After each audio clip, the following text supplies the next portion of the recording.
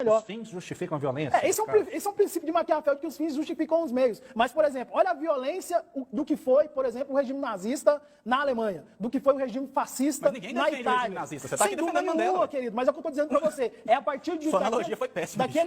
Daquela experiência de violência. E aí, só de carregar todo esse legado com relação a essa data instituída pela ONU de forma unânime em 2008, não tenho dúvidas de que Nelson Mandela é, sem dúvida nenhuma, um dos grandes pacificadores da história da humanidade.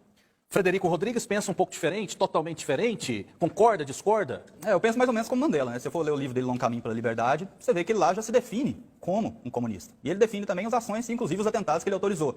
Então, se você for perguntar para os apologéticos, para a grande mídia, para todo mundo que participou dessa criação do mito em torno de um falso herói, que foi o Mandela, realmente ele vai sair como uma pessoa boa. Agora, se perguntar para o próprio Mandela, segundo os próprios livros dele, e segundo também as pessoas que trabalharam com ele, na época do CNA, na época do Partido Comunista da África do Sul, você vai ver que não é bem assim. Que há muitas manchas no legado dele, e justamente por isso eu não acho que justifica a fama de herói que ele recebe hoje.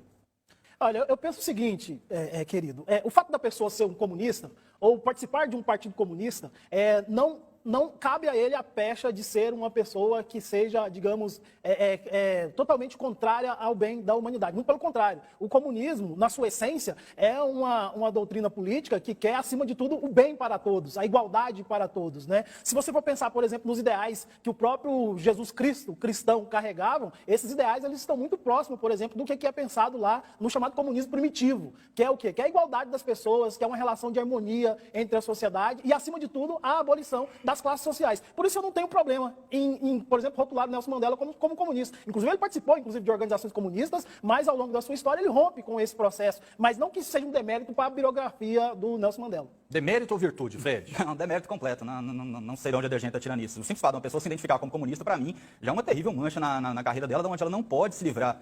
Posso fazer uma pergunta? Se alguém se identificasse como pertencente ao Partido Nazista, você se sentiria incomodado? Aí você está fazendo uma confusão crassa entre nazismo e comunismo. Você se sentiria incomodado? Você está fazendo uma confusão crassa.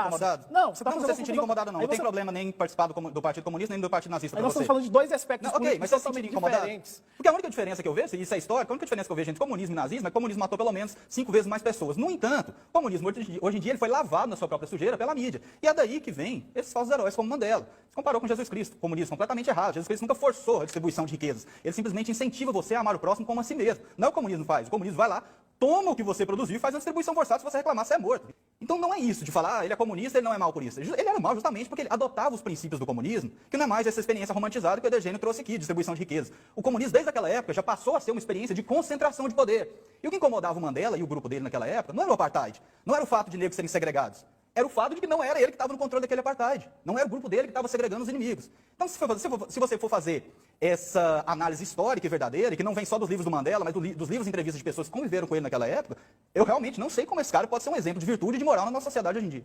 Eu acho interessante essa perspectiva que o pessoal da direita traz com relação ao comunismo e com relação também às pessoas que teorizaram a respeito do comunismo. Uai, seu app de vídeos curtos.